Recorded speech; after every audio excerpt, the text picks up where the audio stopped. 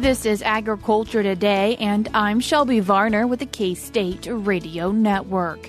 Starting today's show is Kansas Farm Service Agency Conservation and Price Support Division Chief Tonya Ackerman to discuss how FSA programs have done this past year. We are also joined by Ron Wilson with a Kansas profile.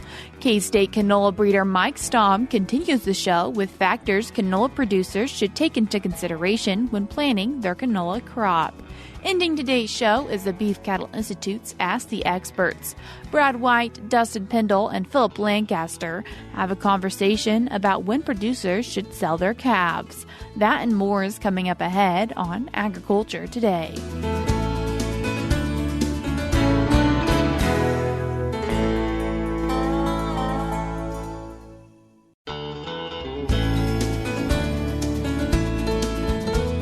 You're tuned into Agriculture Today, and we start our Wednesday show this week with an update from the Farm Service Agency. And this week, we're joined with Kansas Farm Service Agency Conservation and Price Support Division Chief Tonya Ackerman. Tonya, thanks for joining us today. Thank you for having me, Shelby. Tonya, you really wanted to kind of give a year interview of a lot of things that have happened with Kansas FSA. And so first, looking at the Conservation Reserve Program. We've had a great year with CRP this year. Expiring in 2023, we have 131,852 acres. However, we've had some very successful signups this year.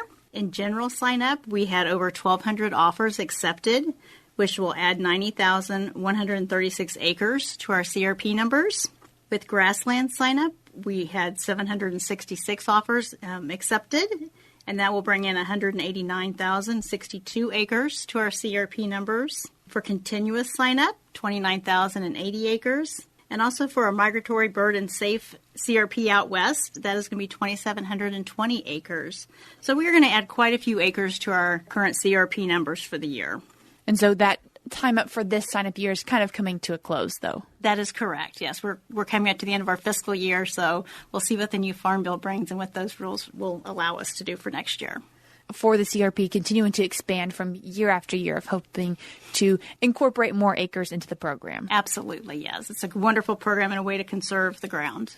And another program from the Kansas Farm Service Agency is short-term loans. And so what have you seen for those for this past year? For short-term loans, which are MALs or marketing assistant loans, those are short-term commodity loans for about 9 months. They usually mature in 9 months.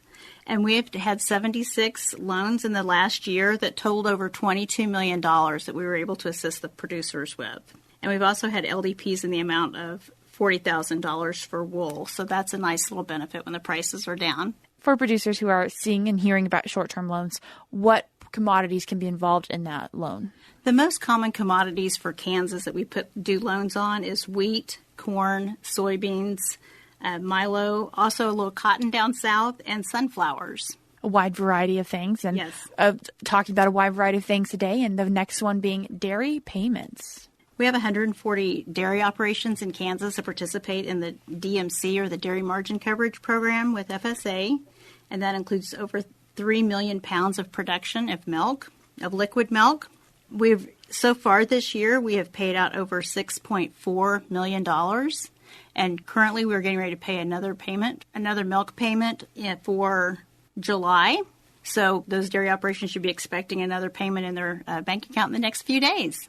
And so what really is this dairy program? Unfortunately, it's when it looks at the price of feed and the price of the milk. And if there's a big discrepancy, then we will allow a payment to go out to the producers to kind of help level things out. Tonya, now talking about another program with FSA, the Emergency Conservation Program.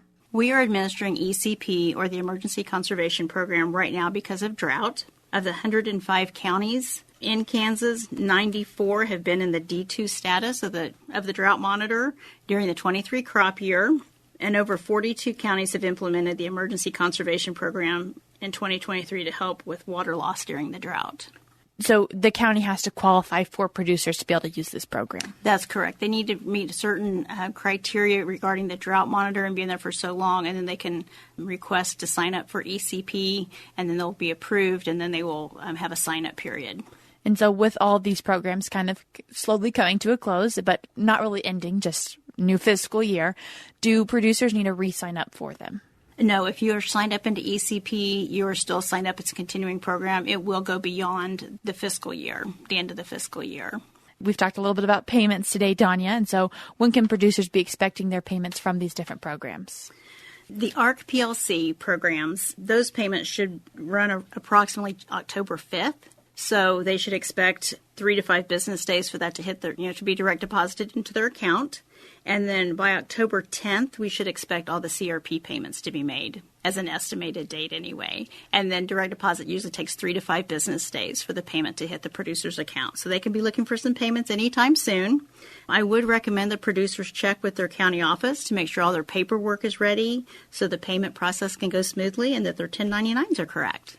To make sure it really is going to get in their account, go to their local county office and make sure it's correct. I would recommend that, yes. And so another program you wanted to mention was the Discrimination program. Yes, producers may be getting a postcard or seeing postcards at events, maybe the state fair or something like that.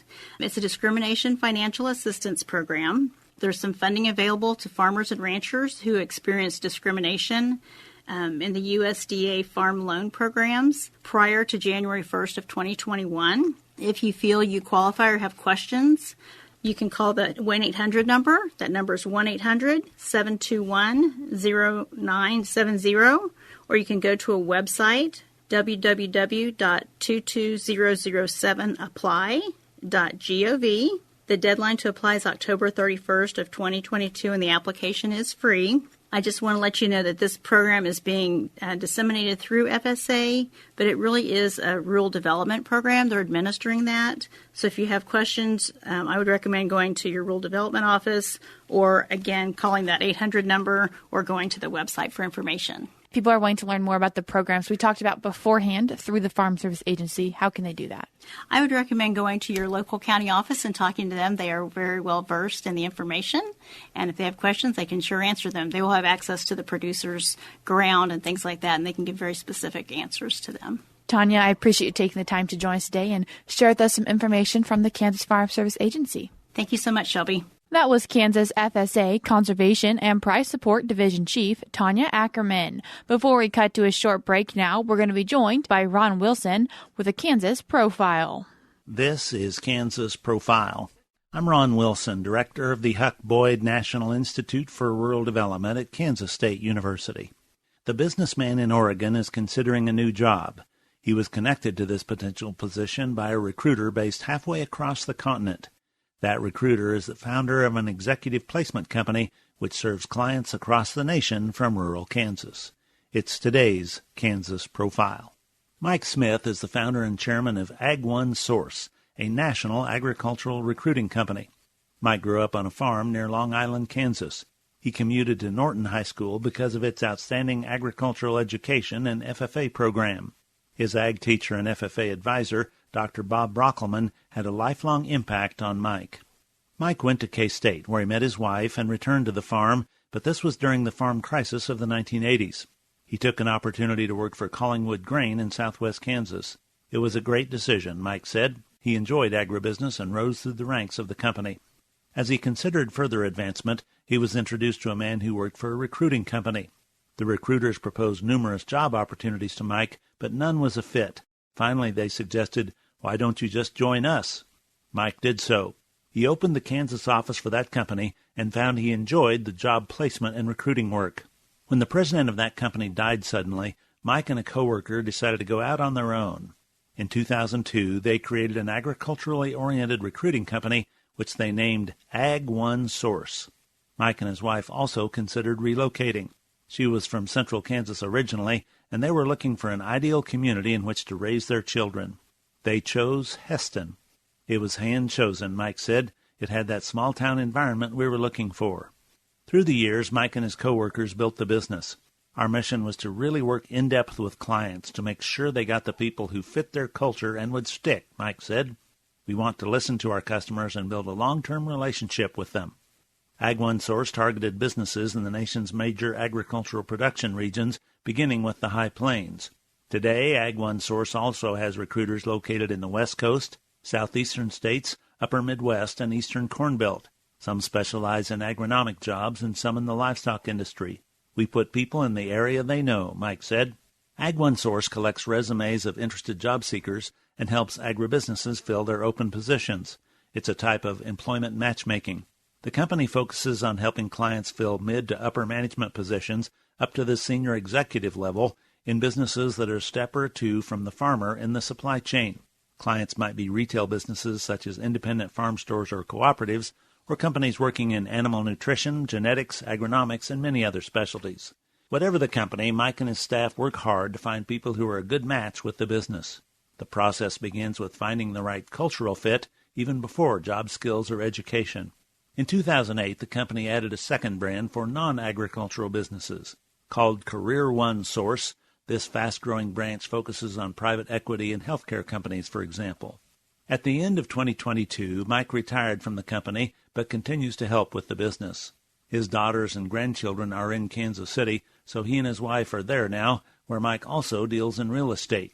He is also giving back to those who helped him achieve success, as he is incoming chair of the Kansas FFA Foundation Board. Today, AgOneSource serves customers from border to border and coast to coast. That's quite an accomplishment for a person from a rural community such as Long Island, population 137 people. Now that's rural. For more information, go to www.agonesource.com. The businessman in Oregon took that new job in Kansas thanks to the good work of this rural recruiter. We commend Mike Smith and the people of AgOneSource for making a difference by matching people and positions properly. For the Huck Boyd National Institute for Rural Development, this is Ron Wilson with Kansas Profile. Once again, that was Ron Wilson, and we're now cutting to a short break on Agriculture Today, but we'll be back with more ahead.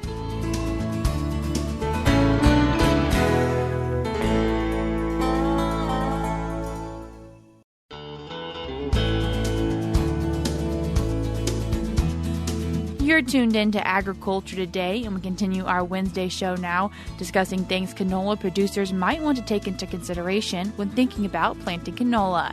And in to talk about it, we have Key State canola breeder Mike Stamm. Mike, thanks for joining us today. It's good to be here, Shelby. So talking about canola, the first thing we're going to talk about today is variety selection. Variety selection for canola is a lot like it is for our other crops. There are a lot of different considerations that producers need to be thinking about and a lot of decisions to make. And probably the number one question that I get about canola varieties in particular is, winter survival. Is it going to survive our winter conditions? And so, for the most part, yes, most of the varieties that we have commercially available to growers now will successfully survive our winter conditions. Now, some are going to be better than others, but that's why we do the research and the variety testing that we do at Kansas State to help growers understand, how particular varieties perform in our winter conditions. But we're gaining more and more confidence year in and year out with canola and its ability to survive the winters here in Kansas and on into Oklahoma. And so it's an important trait, but one that certainly we need to strongly consider. And the main point there is that the varieties that we do grow, make sure that they are tested in our conditions so that we do have that information. Where can producers find that research? So the majority of the varieties that growers will see available, we've tested in the National Winter Canola Variety Trial, which we coordinate here at Kansas State. And that information can be found at the KSRE Bookstore. If you just search for canola, you'll be able to track down that information. And we have multiple publications there over a number of years, so that information should be available. And I will link that in today's show notes, which, as always, they can find on agtoday.net. And Mike, once people have picked out what variety they're planning on planting, how should they go about picking out which site they're going to plant it on? Site selection for canola is really critical. Typically we say medium textured soils that are well drained are best for canola, but we have growers that will plant it on a variety of different soil types, whether that's a sandy or a heavy clay. There are some considerations there that, we certainly need to be aware of, but think about what your pH is for one. We don't want anything that's less than 5.5 in terms of pH.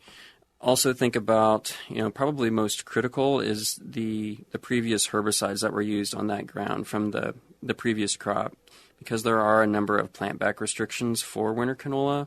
For instance, if you're following wheat, a popular herbicide finesse that is often used in our wheat production fields can have an 18-month plantback restriction for winter canola. So there are things that we can do with varieties in order to avoid that plantback restriction.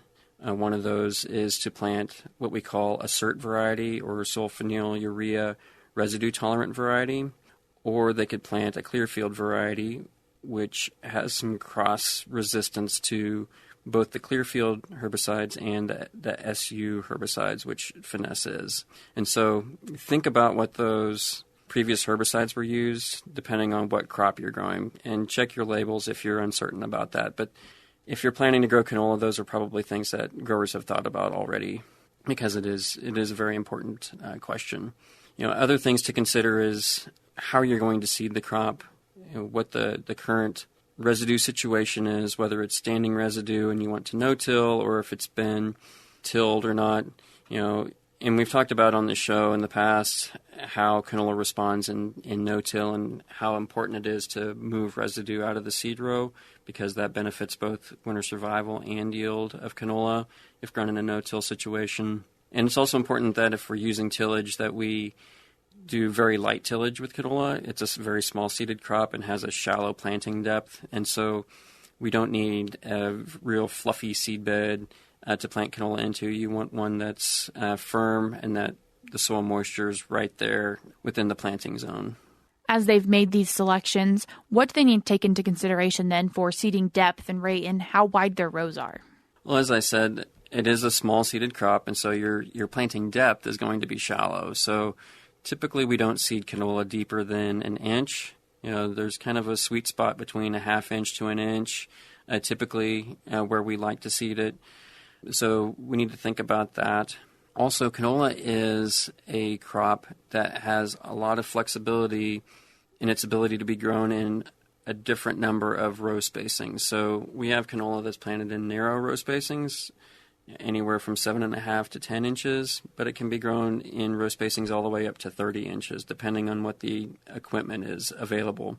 More popular is probably the narrower row spacings, but for growers that in particular are interested in seeding canola in a no-till situation, they might consider planting it with a planter on 30-inch row spacings, because using a planter, they have the ability to move the residue out of the seed row, as I said, to benefit both survival and yield. So canola is unique in that it gives us a number of opportunities depending on what the particular grower's equipment is available to them. And talking about planting, when should producers be entering their fields? Well, we are definitely at the optimal window for planting canola. Typically in the state of Kansas, September is that window for getting the crop seeded on time in order for it to have enough fall growth to make it through our winter conditions. What I typically do is break the state down into thirds. So if you're in the northern tier of counties in the state, think about seeding canola within the first 15 days of September. If you're in central Kansas, think about anywhere from September 10th to September 25th. And then if you're in southern Kansas, that southern tier counties, you can think maybe from September 15th or September 20th on into early October. About the first 5 days of October, we can get canola seeded. A lot of that depends on what our soil moisture conditions are like, though. And that's something you've mentioned is a really big part of having hopefully a successful canola crop. Yeah, soil moisture is definitely one of the critical factors to getting a good stand of canola established and getting it to the point where we have enough top growth that we can survive our winter conditions. And right now across the state, our soil moisture conditions are quite variable, especially with this heat that we've had here recently. Some parts, particularly in the south, have had some really good rains in July and August, and then this heat came, and now we're talking about flash drought in a lot of these areas.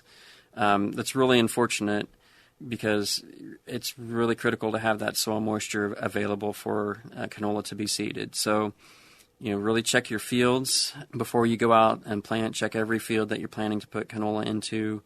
One of the benefits of planting canola into a no-till situation is that moisture may be available longer than what it would be if you had tilled your soil. So definitely consider those things. But hopefully Mother Nature will give us some reprieve, because we're looking at hopefully within the next week or so some above normal chances for precipitation. So I'm hopeful that'll work out for us. Fingers crossed for many people across the state that they get some moisture. And talking on, you mentioned going out into the fields, and something also with that is scouting for weed, insect, and disease management. Yeah, those things will become more and more critical as the canola crop is established. When canola is small in the cotyledon and early leaf stages, it's not very competitive with weeds. And so what we tell growers is to make sure that you plant into a weed-free field. And so whether that's a burn down prior to planting or using some light tillage to control those weeds, make sure that seed bed is weed-free. That'll get canola off to a great start. And then, hopefully as we get some rainfall this fall and the crop is established, we get a flush of weeds. We want to make sure that we control those weeds at a very small stage. Again, that will help canola along as it develops for our winter conditions, but also makes our weed control easier. And we have different options for weed control in canola. There are good, reliable grass herbicides that can be used for varieties that are conventional, that don't have any particular herbicide tolerance to them. So we're talking about Sethoxidem and Clethodim. Those are good products to use. Quizalofop is another one that is labeled for canola. We also have the Roundup Ready varieties that you can spray Roundup for broad spectrum weed control, including both grasses and broadleaves. And then there are also the Clearfield varieties as well, if that's a system that a producer so chooses to make. So weed control is really critical when the crop is small to help it establish. For diseases, as we get into October, and maybe it'll turn off wet, who knows? But the one disease that we need to be aware of is the blackleg fungus. We can see infestations in the fall, particularly in the very damp and wet falls that we sometimes have here. And so we want to scout fields for any blackleg lesions, and there are a number of fungicides that can be sprayed in the fall to help minimize the impact of blackleg if it happens to be present or it happens to be a year where we might see that disease become a problem. Mike, I appreciate you taking the time to join us today and share with us some things that canola producers need to keep in mind. Great. I hope we have a successful planting season. That was K-State canola breeder Mike Stamm. If you'd like to read more about what we discussed today, you can do so in a recent Agronomy E-Update articles titled Winter Canola Planting Considerations and Winter Canola Management Considerations, and I will link both of those in today's show notes on agtoday.net. We're getting to a short break now on Agriculture Today, but we'll be back with more ahead.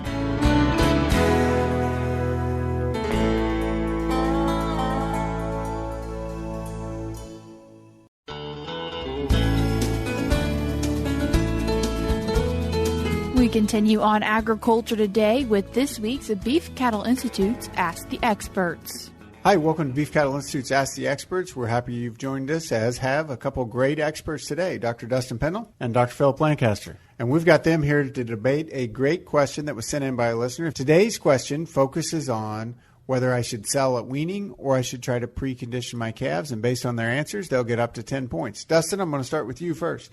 I'm just going to tell you right now, I'm going to sell at wean. Here's why. I'm a smaller producer. Average herd size here in the U.S. is, 40, 45 cows. And so I'm a smaller producer. I work off the farm. That's where my job is. And so I don't have a lot of time to precondition, which would include things like, vaccination, bunk feeding, breaking them into bunk, things like that. So I don't have the excess labor. Would include some additional feed. Feed costs are high right now. Interest rates, if I need to borrow money on that, is also, interest rates are up. So those are some of the reasons, I guess, why I would choose to sell at weaning. I just don't have the time. And I realize I'm also foregoing those premiums that come. Good point. So the time, convenience factors all tie into that. Phillip, what about you? Yeah, I agree with Dustin that preconditioning requires a higher level of management because I've got to put together a good ration, I've got to have the facilities, and I've got to manage those calves. But I think there are definitely some advantages to preconditioning. And it depends on my situation. If I have to put those calves in a dry lot and feed them a totally mixed ration, my feed costs and my cost of gain is definitely a lot higher. And so preconditioning is not as attractive. in that situation. But if I've got grass traps where I can just feed a little bit of supplement by hand and they can graze most of the time and spread those calves out, I have less health issues. I don't have as much feed costs. And that makes preconditioning a lot more attractive to add that extra weight in a cost-effective manner and get the premium for the preconditioning component. So taking two different sides of this issue, which I like, and Dustin's out to an early lead with 7-6. Dustin, I'm going to ask you a follow-up question on you're going to sell at weaning. What kind of marketing method are you going to use, or does that matter as you think about selling right off the cow? The method I'm going to use, again, this is not necessarily my primary source of income. I've got kids that are very active in lots of activities, so I'm just going to take them, drop them off at the sale barn, and just take the price I get. Convenience, and basically it's the same argument you had for sell them at weaning, is it's going to be convenience-based. Lower labor, hopefully. They don't have the time, and then also just the convenience. Yep. And as you said, you're going to take the price that comes through just because it's because, and I don't have the time to potentially, precondition and other marketing methods that take more time, but they also come with premiums as well. But I'm willing to forego those premiums. So 8 points for Dustin. Now, Phillip, I'm going to ask you from the standpoint, you mentioned several things. I've got to figure whether I'm dry lot or pasture and supplementing. I got to figure a cost of gain. But really what we're concerned about in this side is the value of gain. So give me some tips to kind of manage that value of gain to be sure that what I'm putting on them is going to be worth more in the end. So I think you got to look at it from both ends. One, I want to keep my cost of gain low so that the value that I get from that gain is high. But then if I'm going to go through this expense and time and management, I want to have a good marketing plan. I'm not going to just turn around and take those preconditioned calves to the local sale barn on any old given sale day. I'm going to try to get them into a preconditioned sale. I maybe even use a third-party verification program that verifies that they have been preconditioned for 45 days with 2 rounds of vaccinations and bunk broke and all that kind of stuff. And that may go through my local sale barn, or if I'm a large enough producer, I may do that through a video auction and just sell them right off the ranch. Yeah, absolutely. And I think great points there. I like that you're being more actively involved in it. And kind of like Dustin said, the convenience is a big part of it. Some of those programs you can participate in, and it can still be pretty convenient, right? Mm-hmm. You're still putting in some additional labor. So Phillip ended up with 9 today, Dustin with 8. Thanks for joining us. And if you have questions, you can send us an email at bci@ksu.edu. That was Brad White, Dustin Pendell, and Phillip Lancaster with BCI's Ask the Experts. That's all we have for you today on Agriculture Today, but we'll be back with more for you tomorrow.